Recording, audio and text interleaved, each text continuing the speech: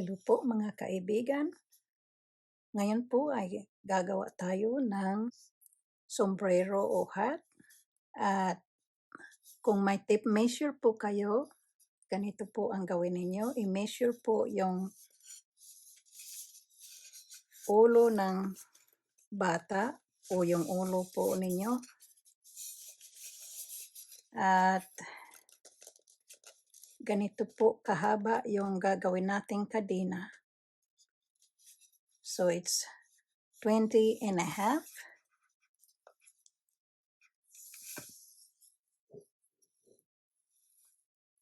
So gawa po tayo ng kadena na 20.5. O kung wala po kayo ng tape measure, ay di ganito po ang gawin ninyo. Gumawa po kayo ng kadena na kasinlaki ng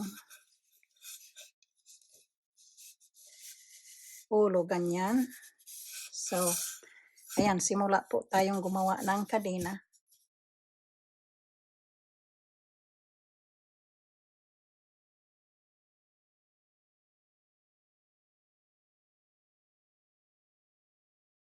So, hindi po natin alam kung ilang kadena.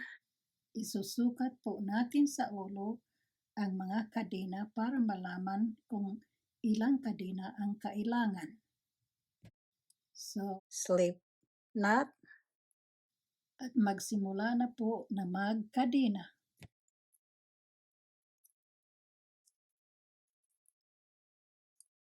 At sige lang po hanggang umaba ng masyado.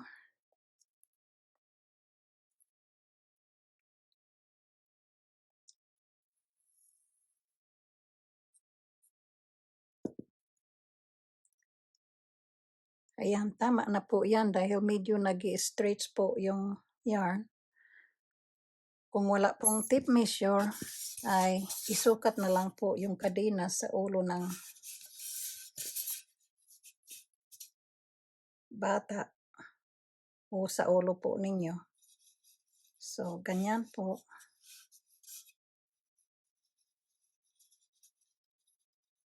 So, ngayon po ay bilangin na yung kung ilang kadena.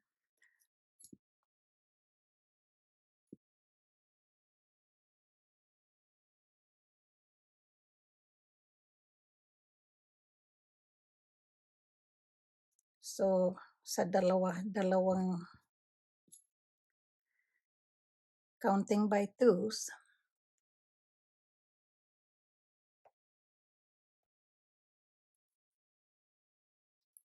so 1, 2, 3, 4, 5, 6, 7, 8, 9, 39, 40, 41, 42. 42 times 2 equals 84. So, 84 na kadena po ang kailangan.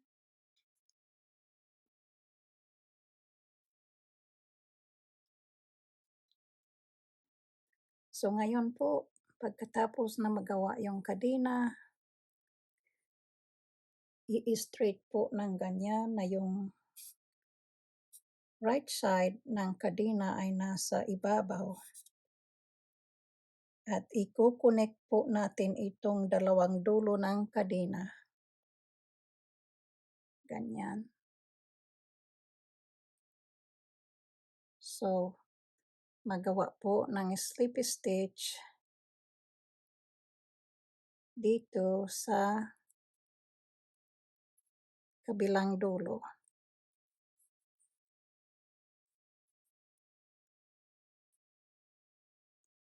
Ganito po ang slip stitch.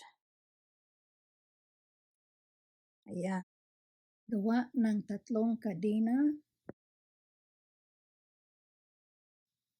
at lampasan yung isang kadena from previous round at magawa ng single crochet sa susunod na kadena.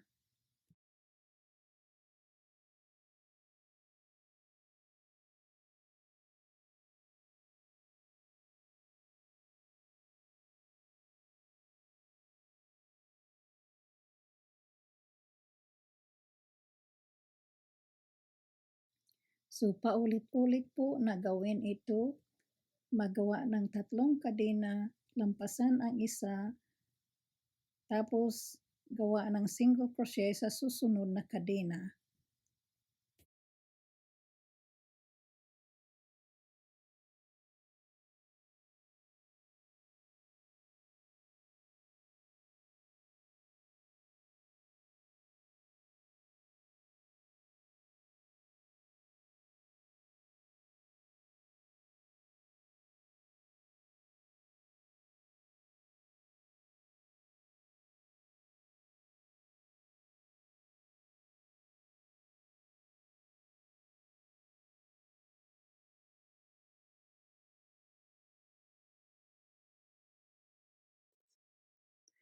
Kung malapit na po tayo sa katapusan, kailangan siguraduhin na di nakapilipit ang gawa. Ganito po, ilapag po ninyo para ma-inspect.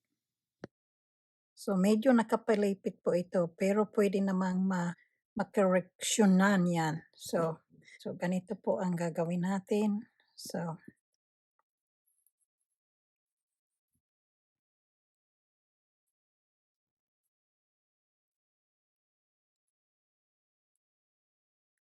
So ito nakapalipit yan. So i-orient na po ng tama. So ganyan.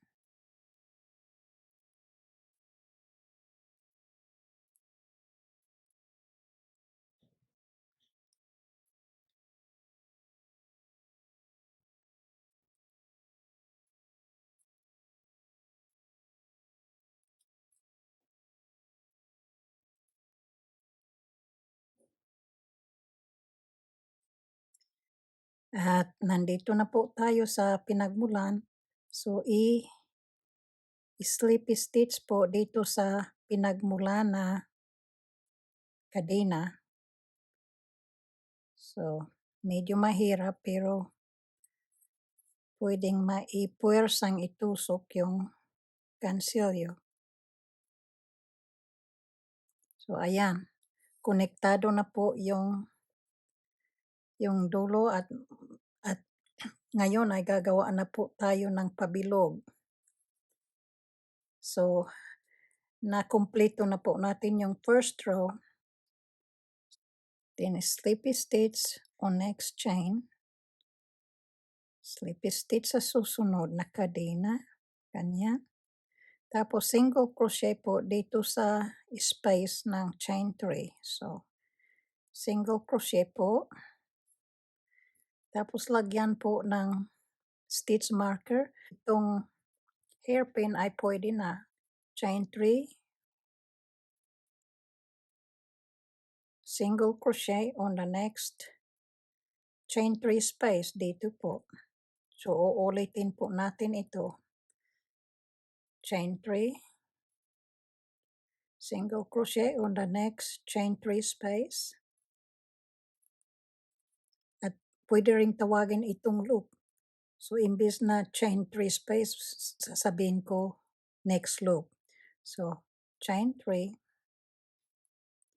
Single crochet on next loop. Chain 3. Single crochet on next loop. And repeat. Chain 3 single crochet on next loop all around sa pabilog hanggang sa mabalik dito sa pinagmulan. So sige lang po. Chain 3,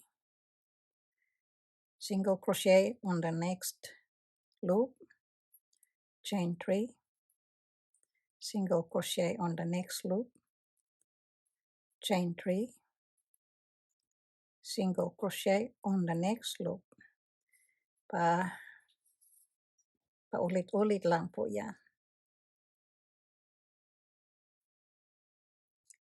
Yan, madali na po nating matapos ang pangalawang row.